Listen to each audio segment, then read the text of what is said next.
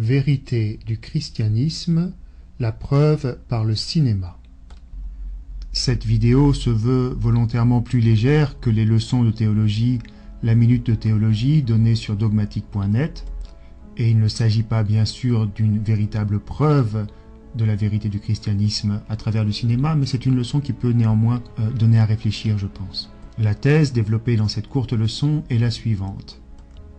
Les films de cinéma, les films à succès, les blockbusters, comme on dit en anglais, sont ce qui fait vibrer aujourd'hui le cœur de l'humanité.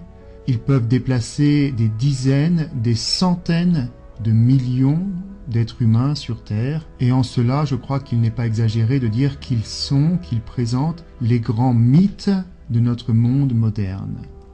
Un mythe est en effet un récit imaginaire, légendaire, mais qui répond aux questions, aux aspirations fondamentales du cœur de l'homme. Un mythe est donc un récit explicatif, mais son succès même prouve que l'explication est convaincante, qu'elle est persuasive, qu'elle répond à l'aspiration du cœur de l'homme. Et j'affirme ici qu'il y a dans le succès des grands films de cinéma plus qu'un simple désir de divertissement, et que la joie que nous y trouvons est bien plus profonde, c'est une joie qui nous rejoint dans le plus profond de notre être, dans le plus profond de notre cœur. Eh bien, cette courte vidéo va essayer de montrer tant bien que mal que les grands films à succès sont fondamentalement chrétiens, même si, bien sûr, ils l'ignorent complètement, même si, bien sûr, c'est d'une façon inconsciente la plupart du temps. Les deux grands types de films de cinéma actuels, qui regroupent 90-95% de la production cinématographique, sont premièrement les films d'action et deuxièmement les films romantiques, les comédies romantiques. Eh bien, ces deux types véhiculent un message profondément chrétien. Commençons par les films d'action, c'est ce qu'il y a de plus facile. Un film d'action a besoin de deux éléments fondamentaux, une catastrophe qui menace l'humanité tout entière, et en réponse à cette catastrophe, un sauveur, un super-héros, un Superman qui va sauver l'humanité. La catastrophe, la menace peut être d'origine naturelle, comme une météorite qui menacerait l'humanité, songez à Armageddon par exemple, comme un virus qui décimerait la Terre entière, ou bien une catastrophe climatique. Le plus souvent, il s'agit d'un super vilain, d'une organisation mafieuse ou terroriste dont le but est de détruire l'humanité, ou bien en science-fiction, du royaume des ténèbres, du royaume du mal, du côté obscur. Face à cette menace, à cette catastrophe, le film nous présente toujours le sauveur, le super-héros, qui, au dernier moment et par un retournement inattendu, sauvera l'humanité tout entière. Il est difficile de ne pas y voir alors le désir de l'homme, le désir du cœur de l'homme, d'être sauvé de la mort, d'être sauvé des ténèbres. Et il est difficile de ne pas voir derrière le visage du super-héros le visage du Christ. Pour simplifier les choses, nous sommes pauvres, fragiles et mortels, mais nous avons en nous cette aspiration à la vie, cette aspiration à être délivrés des ténèbres et de la mort, aspiration que vient remplir le Christ par sa mort sur la croix et sa résurrection.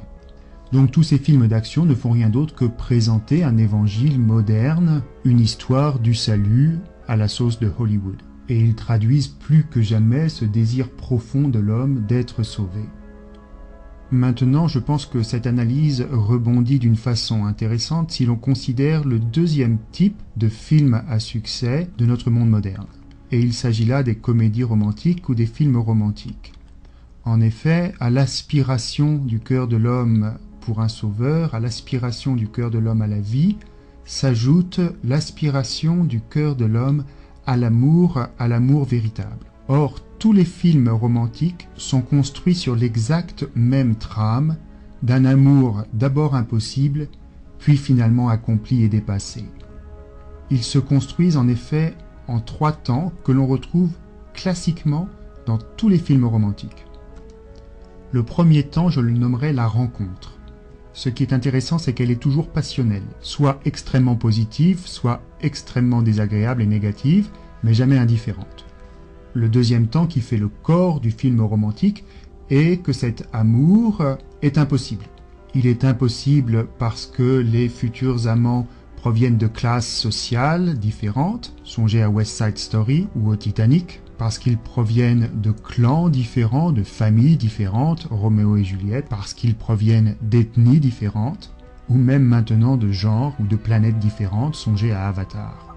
Ou bien cet amour est impossible parce qu'il y a un obstacle qui le rend impossible, telle tierce personne, telle maladie, telle circonstance, telle catastrophe, qui rend l'amour impossible.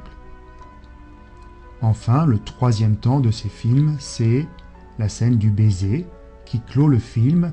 L'obstacle a été surmonté et finalement, les amants se retrouvent ensemble et ceux qui s'aiment sont réunis. La réconciliation habitait la dispute et ceux qui étaient séparés se trouvent enfin réunis, comme le disait le poète Hölderlin. Comment ne pas y voir alors une transposition mythologique moderne de l'Évangile une fois encore ? Cet amour impossible, c'est celui entre l'humanité et Dieu, l'humanité s'étant détournée de Dieu par l'obstacle du péché. Toute l'histoire du salut raconte comment ceux qui sont voués à s'aimer, à ne faire qu'un, se rapprochent l'un de l'autre à travers toutes les pages de la Bible, et l'Ancienne et la Nouvelle Alliance. Et finalement, avec la venue du Christ, avec sa passion et sa résurrection sur la croix, c'est le baiser final, c'est la nouvelle alliance par laquelle l'homme et Dieu ne font qu'une seule chair, enfin, pour former cette plénitude de l'homme nouveau dans le Christ. Donc le succès de ces films romantiques, tous bâtis sur la même trame, traduisent, tout autant que les films d'action, cette aspiration, ce désir profond du cœur de l'homme à surmonter cet amour impossible qui l'habite, et à le surmonter par cette union avec celui qui nous complète définitivement, c'est-à-dire Dieu, pour lequel nous fûmes créés. Je conclurai en disant que les deux films qui ont eu le plus de succès à l'échelle mondiale aujourd'hui sont deux films qui ont réussi à mêler à la fois le genre du film d'action et le film romantique, et il s'agit de Avatar et de Titanic, qui, un peu à l'image de West Side Story ou de Autant n'emporte le vent ou de King Kong, réussissent à mêler ces deux genres du film d'action et du film romantique. Encore une fois, il ne s'agit en rien d'une preuve de la véracité du christianisme, mais il s'agit simplement de montrer combien le cœur de l'homme aspire à la révélation chrétienne, combien la mythologie moderne traduit cette aspiration et combien il est urgent de lui présenter la réalité du Christ et pas seulement à travers les grands écrans lumineux de nos salles obscures, si fascinants soient-ils parfois.